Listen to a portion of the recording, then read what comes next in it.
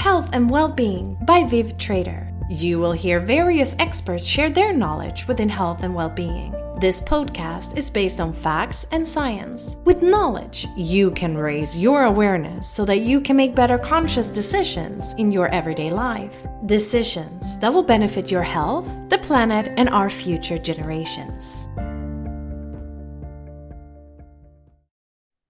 All right, so today I have the real pleasure of meeting with Andrea Lein. Hello, Andrea. Hi, nice to be here. Yes, so lovely to see you. How are you feeling today? I am doing well. It is a sunny morning here in North Carolina in the United States, so we're happy it's spring. Spring is Yes, here. I know, I love it. We are in the afternoon, but it's a sunny, beautiful day, and you can hear the birds chipping away when you're walking your dog, and it's just so Yes, lovely. Yeah. yes, it is. Andrea, who are you? What do you do, and who are you as a person? Yes, well, I have worked the majority of my career as an individual and family therapist, predominantly with working with youth and young adults. And I currently am serving more from the standpoint of a clinically informed coach and consultant. I work with a lot of parents, and everything is online these days. So, but I have really felt passionate about the mental health of our young people for a very long time. And over the course of my career, have seen things really change quite dramatically. I'd say even over the last decade. Certainly, we've seen what has happened since the pandemic. Yeah. So that's the work that I have done. And my PhD is in clinical and school psychology. I also happen to have a 25-year-old daughter who has successfully, grown up and launched from the nest, and she is living her best life in Hawaii. So on the beautiful beaches of Hawaii, I get to visit her next month. Cool. So yeah, I'm a mother, I'm a wife, I'm a dog mom. I'm all of those fun things. Yeah. So you are a family therapist. How did that start? How did you embark on that journey? Did you know very early on in your life that was something you wanted to work with, or? Yes. My story really stems, and my passion stems from my own struggles as an adolescent, and even as a child, although I think the severity of the symptoms and the struggles I had didn't present themselves until I got into adolescence, which I think happens for a lot of young people. The signs, even though we have much better ways of, I think, screening and identifying these days, sometimes we miss it when they're very young. But I was a very anxious child. My family was challenged in many ways. I'll just say it that way. My parents had a lot of trauma that they brought into the marriage, they brought into the family. And so I was the oldest of four. I struggled with depression and anxiety. I was suicidal at some point in my teen years. And thankfully, I was able to move through that. And I think that's really where my passion comes from. So from a young age, I really thought, what can I do in the helping field? I remember interviewing psychologists and psychiatrists and trying to figure out what's the difference and, what road do I want to take? And so in my early 20s, or even as a teen, I knew, okay, I want to be a psychologist, or at least I felt pretty sure that's what I wanted to do. I tried some other things. I actually tried engineering because I was a math and science nerd. And I thought, no, this isn't quite me. And I went back to psychology. So I think my heart was set on that path from a very young age. Yeah. Of course, it takes a very long time to go through all the schooling and to finally get to the point where you can do this work. But when I've worked with teenagers, I've always been able to use my own personal story as a story, both for them to see I'm not just an adult talking at you. I have walked this path. I can genuinely empathize. And as a parent who raised a teenager, through the adolescent years and into young adulthood, I think I have so much compassion for parents. It is so hard to raise a child these days. I say to my husband all the time, I'm glad I'm through it to this point, because things, even just like I said, since when did the smartphone come out? I think 2012, Yeah. somewhere around that time. And not to blame everything on technology, but I do think the world that young people are growing up in is just so different than what we experienced growing up. And the complexity of it is so different. So I have a lot of compassion for parents. I have a lot of compassion for young people, and my heart is just really to see people be healthy and happy and really reach their potential. Yeah. And how old were you when you had depression? What age? I was probably struggling around the ages of 14, 15. I think 15 is where it really, 15 was when, I should say 15 was when my mother finally identified it in me, because she had been through her own depression. My parents had split. And so she, there were a lot of understandable things in my life at the time for me to be depressed about. Of course, I didn't understand any of it. And, I started to see a psychologist. I always tease, I should write a letter to him because I made his life very difficult, as most teenagers, or I was one of those teenagers who did not want to go to therapy. I did not want to sit and talk to someone, which is a little ironic now, of course, because I have been that person sitting in a room with a teenager who doesn't want to talk. But I think, and we'll get into this a little bit later, just in terms of what parents can do. I think as much as teenagers particularly push back or act like they're pushing back on adults who are caring, what they really want inside is to know that the adults care. So I'm grateful for that psychologist for hanging in there with me. Yeah. Even in my angsty teen, moods. So. Yeah, like firm boundaries create safety, doesn't it? Like, Yes. It's very hard at times. Yes. Now, so you were saying your mother discovered or realized that you had depression. What were the signs of you being totally depressed as a teenager? Yeah. I think they were pretty classic signs. So I had always been, I was a very good student. I loved school.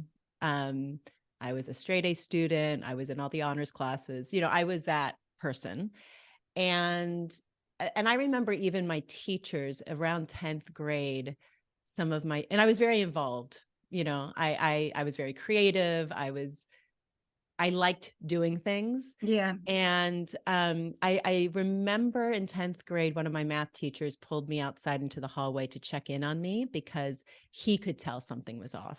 I wasn't getting involved in the activities that I had been involved in previously. I was, at home, I think my mom saw me I was wanting to sleep all the time. I wasn't motivated. I would make myself go to school because that part of me that wanted to do well was still there, but I really wasn't loving it. I don't remember exactly, but I'm sure I probably missed some school or just, I just wasn't the same. I was crying all the time. Again, I don't know at what point she was aware of this, but I certainly felt I was having thoughts of wanting to die most days. Not that I really wanted to die, but I didn't want to live the life I was living. And I think that also is an important piece for a lot of people to understand about young people who are struggling with suicidal ideation. They may not actually, most of the adolescents that I've worked with in the past, they don't actually want to die. They just want to escape the pain. And that's their thought, as this is the way to escape the pain. This is the only way because I feel so helpless and I feel powerless, which is, I think, for children and adolescents, they don't have a lot of power, in their life at that stage, especially depending on how adults and school and everything around them is supporting them. So I think I had some fairly classic signs. I was really irritable. That's another one. Sometimes we think, oh, a depressed child is just really sad and crying all the time. I was showing those signs, but it's also comes out with irritability. It can come out in arguing and more anger. So it's just, those switches in mood. The other thing for me and what parents can look for is changes in how they're eating, right? Right. Are they eating a lot more than normal? Because sometimes there's overeating involved, like emotional eating. Yeah. Sometimes kids will start restricting and they're not eating as much and they just don't want to eat. So whenever you see any big fluctuation with sleep, eating, those are Yeah. some of the core classic signs, at least for depression. And depression and anxiety, usually they sort of, they can overlap a lot, those symptoms. We say Yeah. they're like two sides of the same coin. Mm-hmm. So I was someone who did struggle with both. Not every child gets diagnosed with both, but they do commonly co-occur. So, if you've got a kid, I was a perfectionist. I needed to have the straight A's. I was very stressed out. I was wound up. That also was going on. So I think parents can sort of be on the lookout for any and all of those kinds of signs. And anxiety is so common nowadays. It's just, every second child is suffering anxiety. And Yes. what is this due to? What do you as Yeah. a psychologist, where does this pain stem from? Yeah. Well, one of the things that I like to teach young people and their parents is that rather than just seeing, I'm going to say adolescent, but this can be really any age, because, right now I'm also working with parents of, their children are in their 20s. They're not really children anymore, but they're still really struggling, and parents are concerned. So young adults all the way down to children. I think when we think about mental, I'm going to say mental illness, I'm going to put it in quotes for me, because it assumes that there is this thing that lies within the individual, and it is a problem of the individual. Now, most very good therapists and psychologists understand that it's not solely a disease in the individual. And yet that's often how we treat it, which I understand, right? We're looking at the person in front of us, and we're helping and treating the individual in front of us. However, if the question is, well, what's causing all of this?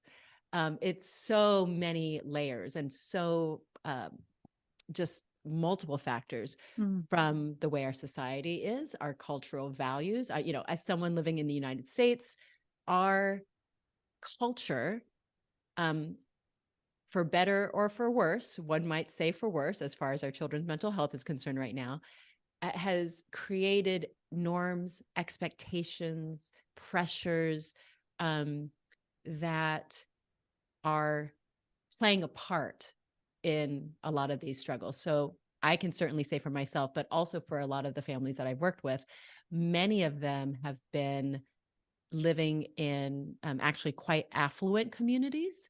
So we often think of, there, of course, socioeconomic disadvantage is definitely a risk factor for mental health issues. So if you don't have that kind of security of food and shelter and safety, of course, you're going to be more at risk. We might think that on the other end of the spectrum, when you have everything you need materially, then you should be fine. But actually in those communities, and there's been a lot of research that's been done, even just in the last 10, 15 years, and it was the researchers stumbled upon this. They weren't expecting to find this, but children who grow up in very affluent communities are also more at risk. The girls are more at risk for depression, anxiety, eating disorders, that sort of thing. And the boys in those communities tend to be more at risk for heavy substance abuse issues, also other, mental health issues. So it's very interesting. And so you think, what could it be about that kind of affluence that would be damaging to mental health? There's no longer the need for community in the same way, that interdependence of relying on each other, because, we can live independent lives. We're all busy. And in the United States, it's very individualist. So we're not relying on the community bonds that we did in previous generations. So children are growing up, and oftentimes both parents need to work. They're busy. They're focused on their career. They're Right. stressed out. Yes. Right. And so the feeling in the home is maybe more tense. Then they're going into schools where, like me, I was in this very highly regarded high school. I think it was one of the top schools in our state at the time.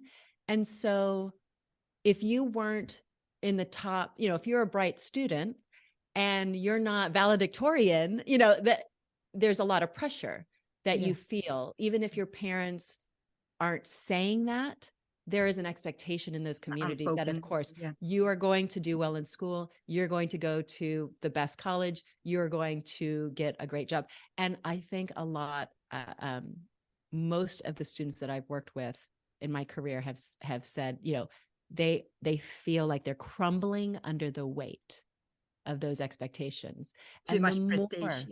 Yes. And the more successful their parents are, and a lot of the families that I work with have had very successful parents, successful in their careers, the more anxious they are and the more depressed. And they feel like, what, if I can't live up to those expectations, I'm just going to shut down.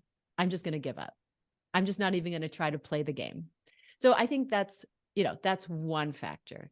We could talk about food and nutrition and the fact that, again, I'll speak from the standpoint of the United States.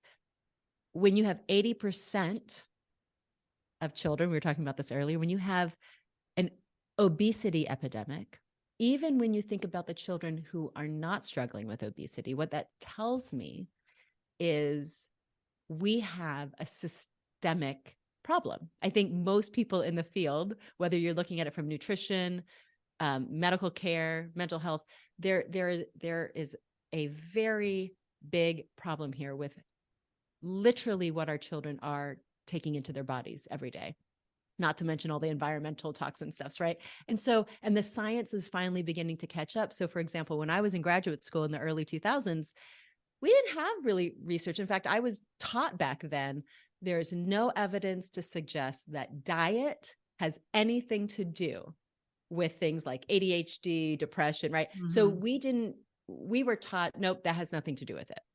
Well, we are beginning to learn that is not the case. That is not the case at all. Correlation between, is a huge correlation. So I ran a therapeutic boarding school actually. And one of the changes I made when I came in as the new head of school was to really look at what was being served at all the meals. And we cut out the processed sugar, and they were allowed to have coffee and tea, but we limited it. We made sure they were just having whole foods, nutritious foods. And because that is foundational, right? It's just like we were making sure they're getting enough sleep because it's foundational. And so when you're just thinking about mental health from, let's just make sure our kids are getting the necessary components. A lot of our kids are not. They're not getting enough sleep. They're not getting the right nutrition. They're not getting enough movement. They're not getting enough sunlight. And so my opinion, before we just quickly jump to medicating them all for a mental health illness, I prefer families and professionals to think very holistically of what other pieces do we need to look at and change from a lifestyle perspective. Not that that is the only thing to do, but oftentimes I think it gets completely neglected. And we're just looking over here at again, the individual factors of you're struggling with anxiety. So let's just, that piece is important to help a child or adolescent learn how to manage symptoms of anxiety. But there's just a much more holistic approach, I feel, to helping young children. And if parents want to feel empowered, what can I do? I often start with them to say, well, what does their bedtime routine look like? How much caffeine are they ingesting every day? I can't tell you how many teenagers are drinking like energy drinks and coffee, all through the day. And then they're telling me, or they're telling their parents I'm struggling with anxiety or panic attacks. And I'm like, okay, well, let's cut out the caffeine. So I think there's lots of factors. There's so many factors. I'm sure I'm not even touching on,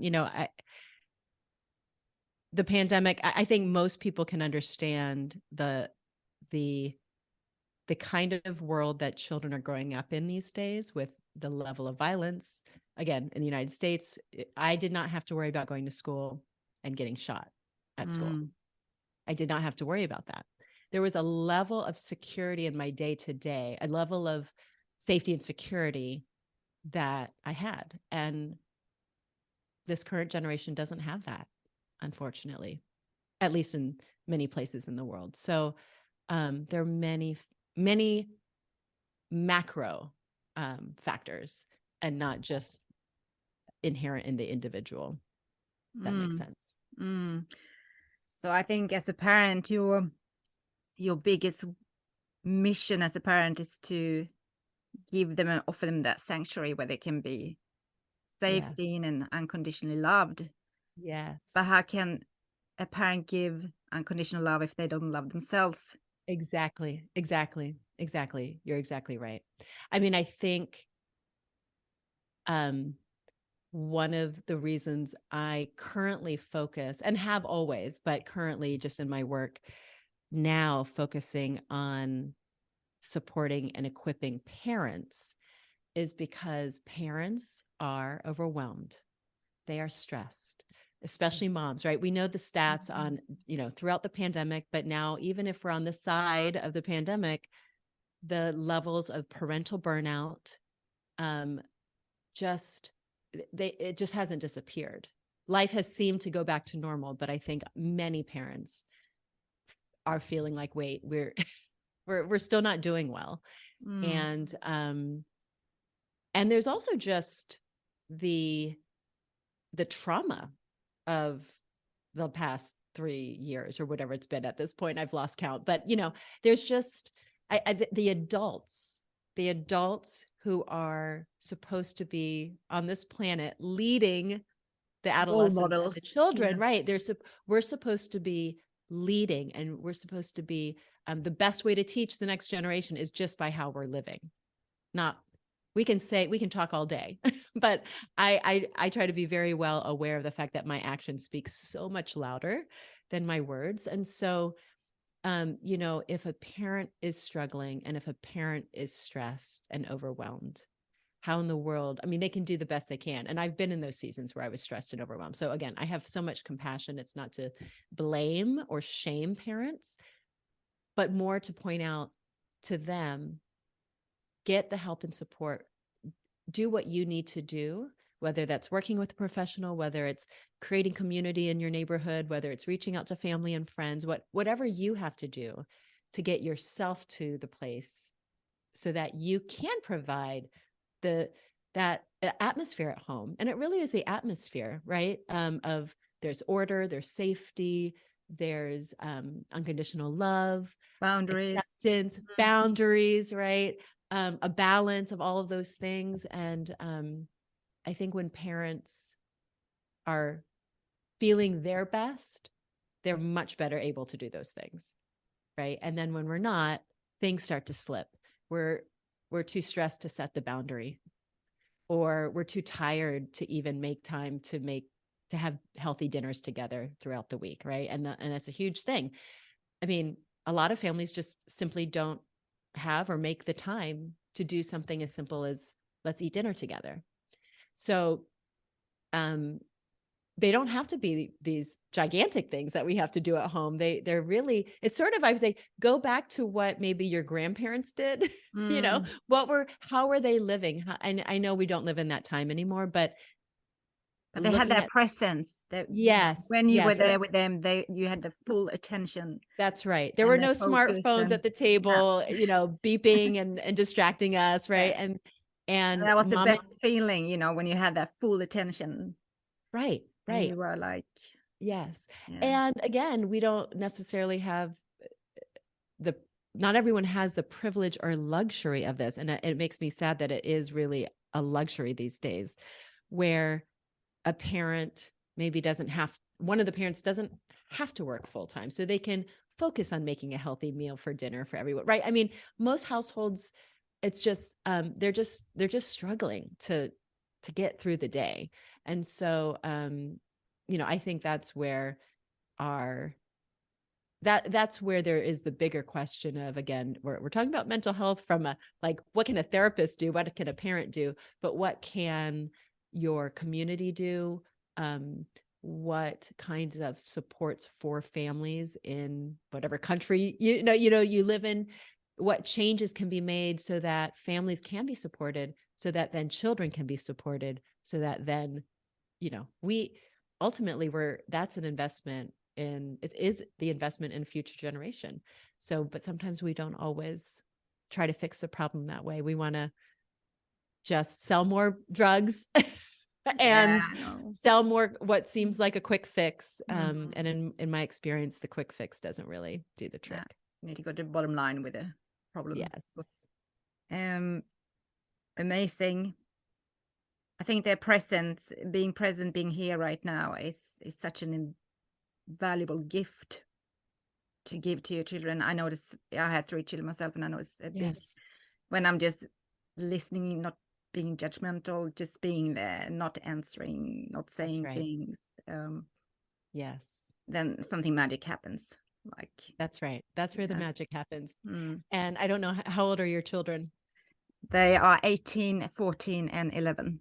Okay. Yeah. So you've got, especially that age group, I think, I mean, it works for kids of all ages, but I think certainly for teenagers, I try to help parents shift into what I say, you're shifting into like the coach mode. Exactly. You're shifting into a coach, right? That's fine. And it's very different than parenting a 5-year-old, where you're much more directive, as you should be. But when you have a 15-year-old or certainly an 18-year-old, I say, open questions, hold back, right? Yeah, exactly. Open questions and hold back as much as you can on the teaching and the lecturing, because they're just going to tune you out usually. But also give space for them to ask you for your advice, because then when they ask you for the advice, like, that's the open door. Then when you have built that relationship through all those times of just being a listening ear and being non-judgmental and really showing them that you accept them exactly for who they are right now, that they don't have to change who they are to feel your love. Like, when they know that is true, they are going to be much more apt to ask you for your input, And I really appreciate my daughter. She's 25 now. And, she, fortunately, she's an adult. She can handle lots of things on her own, as she should. And however, I know that if she needs help or is wondering about something, and it's something new that she's never done before, she can call me up and she'll ask, like, what's my opinion on it? And I think that for me, it's the highest compliment as a parent, to know that my grown child respects and feels safe enough to come to me and ask those questions. You're like a good friend. Exactly. And there is that transition, right? And I think what's hard during the teen years is for parents balancing and figuring out, I think it's a challenge of figuring out how much am I, because you do have to set the boundaries.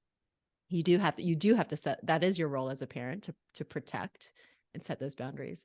But also, how much do I sort of let go of the like a level of control that you had as a parent when they were younger, to give enough space for them to make their own decisions on some things, to make their own mistakes, to learn from those mistakes, without you just, setting such tight boundaries that they can never even try and fall or fail. So it's a constant, it's a balancing act. Yeah. And sometimes I just don't give the answer straight away. I need my time. I need to think about this, and I'll get back to you when I know. That's right. So you can take your time. That's a great response. And I often say, you know, for parents, in terms of co-parenting, whether you're married or not with the other parent, when especially a teenager asks you, oh, can I do this or that, or, you know, whatever. And I always say, just buy your time. You don't have to answer right away. You say, okay, I need to talk to, you know, the other parent. And, that gives you a moment, that gives you some time. And if the other phrase I often teach people is to say, if you need an answer right now, like if they're demanding, I need to, you know, tell me now whether I can do this or not. If you need an answer right now, then the answer would be no. Because I can't be pressured into an answer. I need to think about it. I need to talk with your dad or your mom. Right. And so, there's very rarely a case truly where it's an emergency. I mean, obviously you would use your best judgment if it was an emergency, but usually there's just a little bit of a demand from a teenager, that they want to know, they have to know right now. And, you know, they can learn to wait. They can learn self-control. So, yeah. And then you become a great teacher as well, because then that will pass on your behavior. So they take that on board, and then they will pass that on to their children. And yes, isn't that how it works? That's right. Or even with their peers, right? So I'm sure that, you know, most teenagers, they're heavily influenced by their peers. And how great would it be for them to see you model so that they can practice it in their own life, that they don't need to give an immediate answer to something. You have permission to take your time to figure out what you really think about something. And that's just modeling, again, like healthy boundaries. No one's going to pressure you into anything. And I think that is really important for teenagers to have the self-awareness, and the permission to do for themselves. So for parents, not just to do that for yourself towards your teen about, oh, I need to take time, but also to give your teen permission to sort of do the same. You know, if the tables are turned and you're asking them about something, if we're demanding of them, then it's sort of, you know, then we're being hypocritical. It's like, okay, well, how do we extend respect towards one another in our family so that they feel, okay, it's not just for one-sided. It's not one-sided, right? It's not one-sided. I think when we as adults, whether we're parents or teachers in schools or whatever, an authority figure with a young person, I think they really respect the adults even more, who show them a basic, you know, human respect, which I think a lot of adults have a hard time doing, actually. I think it can be challenging. Most people just want you to listen. I mean, if you have a problem and you're ventilating it to your friends or whatever, you usually don't want advice. You just want someone to listen to you and hear you out. Yes. And that goes for children as well, I suppose. Yes. Yeah, they're looking for the container, and they're looking for the safe container. You know, that's what good therapy does for adults and young people. But the child doesn't need to necessarily go to therapy to find that container. Ideally, there is a container at home, that safe place where I can just get the stuff out that I need to without like immediate, even when parents are not being judgmental, there can often be, out of a place of good intention, wanting to fix the problem for their child, because it's hard to see the child struggle, right? Or the teenager struggle. So I think a lot of parents these days will jump in rather than holding the container. They will actually like jump into what is their child's problem to start trying to solve the problem. And that I really try to help parents stop doing because actually what it is a form of saying, and I've actually had many young people say this to me, when adults do that, what they're saying to me is, I don't trust you to be able to figure this out. I don't trust you. I don't think you can do it. And so it makes them feel small. And especially as a teenager, right? They're trying to learn confidence. They're trying to learn how to, feel good and proud of themselves for figuring stuff out. So again, it's going back to that coach, wearing the coach hat of, okay, how can I help support you? What do you think what do you think you need to do to fix this problem? Solve this relationship issue, solve an issue at school, right? Like, you're there just as a sounding board to help them like talk it through versus, oh, I'm going to call the school up, or I'm going to, I'm going to intercept somehow. Sometimes there is a place. Sometimes, again, you have to use discernment. There may be an appropriate time and place for a parent to be the parent, and step in. But I think probably more often than not, we overstep. Well, you become such a good teacher for your child, giving them tools. So you become more like a teacher as well, guiding Yes. them. Yeah, Yes. beautiful. Yes. I use this method with my daughter or my sons as well, for that matter. Does it take energy or does it give energy? Yes. So if they have a situation they don't know what option to take, it's a good one to ask, does this one take energy or does it drain you? And then they know. And that's such a simple way. It took me such a long time to figure that one out in my life. So I'm happy to share that with my children because I use it for myself very often. And it's such a good indicator on what I need to do to feel good and how do I increase my energy levels and or ground myself or calm down or, what I need to do now to give me more. How do I want to feel? Right. And what I think what you're sharing there is you've learned things on your own journey, right? In your own I had to life. go for a long journey. Yes, as most of us do. Very and painful. So, yeah. Yes, but then when we go on those journeys and we are ourselves open to learning, then we learn these tools. We learn new things that we can pass on. I think many times, not every adult, they may be on a journey, meaning they may be in a struggle, but they might, for whatever reason, not have the capacity, the motivation, the whatever, fill in the blank, to actually do their work to learn what they need to learn on the journey. And so when parents are not doing their work, in my experience, The inner work. Their inner work. It's not impossible for their child. And what I'm talking about right now is if a child particularly is struggling.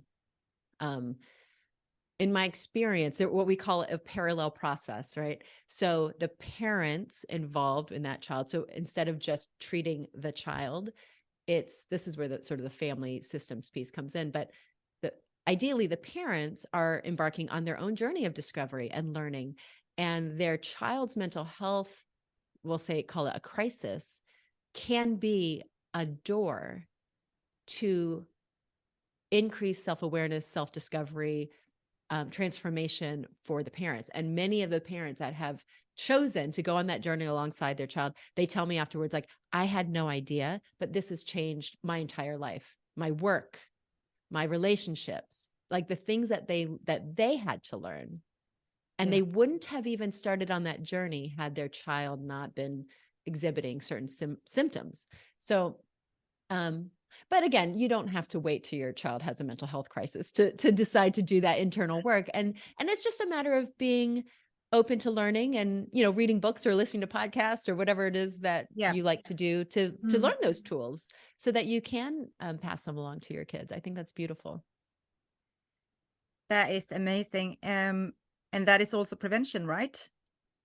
Yes. I am very encouraged by the number of younger parents these days, and I know many of them in my town here. I'm sort of new to this area, but I've happened to meet many young parents who are just beginning the journey. And I think one of the benefits, and there are many, but one of the benefits of social media that I did not have as a parent starting off is the sharing. And especially we're in this time where mental health is just being talked about so much. And transformation and personal development it's just become much more mainstream.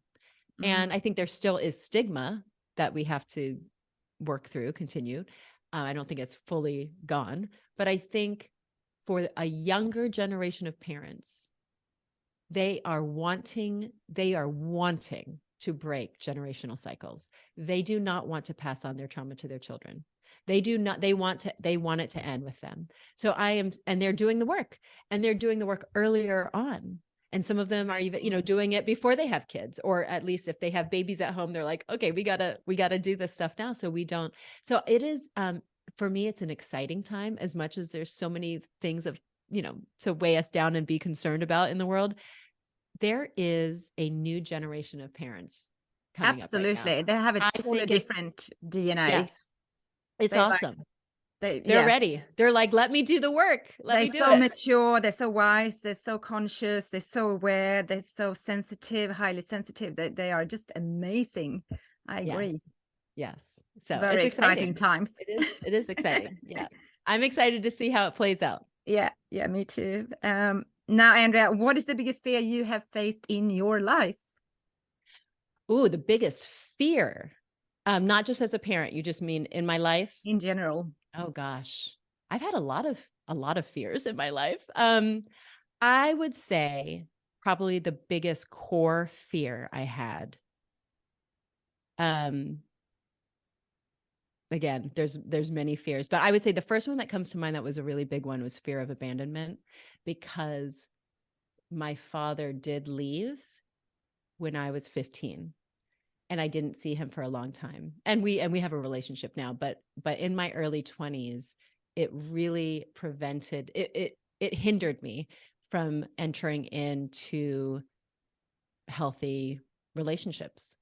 And not just romantic relationships. I would say even in my friendships, I just held myself back. Sometimes I was conscious of it. Sometimes I wasn't, of course, but it took some time for me to work through those kinds of fears, so that my relationships, and I'm so happy I did that work, but and it's interesting because now I am so much, I am like the cheerleader for like intimate, authentic, vulnerable, close relationships. I think that is where the healing occurs. It occurs in community. It occurs in our, in our marriages and in our friendships. To me, a lot of the emotional healing, it gets healed in relationship. And so that was the case for me. So that's probably my biggest fear, but I've had a lot of fears. Yeah, but abandonment wounds are not easy. It's they're not. Congratulating you on doing the work, because it's not easy to heal those wounds. Yeah. Very, very scary. It's very scary. Very painful process to go That's through. right. Yes. Yes. Well done. Where do you hope we are in 10 years in the world? In the world, oh gosh, like I said, in 10 years, I really do have so much hope for the young people rising up right now. And my hope in 10 years is that people my age and older actually give enough space and really truly a listening ear and respect to the ideas and the opinions of this generation that's coming up, because I believe they have the creativity and they have tools that we never had before to change our world. And so I want, part of my own personal mission, and I can say that this is true of my husband, together, we feel very called to just be guides and supporters of the young generation, to help them fulfill their potential. So I hope that we have enough space in the world where everyone can truly, whatever the age, it's never too late, whether you're 80 or whether you're 18, to be on that journey of really becoming the person you're meant to be, because we all have purpose on this planet. So I just want to see everyone fulfilling that purpose. Yeah. Yes. Thank you so much. It was You're welcome. This has been great. very lovely to hear you today. So refreshing. It is a very Yes. difficult topic, but you did an Yes. amazing job. I'm super grateful for your contribution. Well, thank you. I think that the way that we tackle the mental health issue in our world is we have to stay positive, even though it's a very serious issue. I think one of my core values for myself is positivity, and so we're not going to solve the problem if we get mired down in the negativity about it. We have to be realistic, but we need to hold on to the hope that things can change, for sure. I hope you got some valuable information today that will help you increase your health and well-being. Thank you for listening, and see you next time.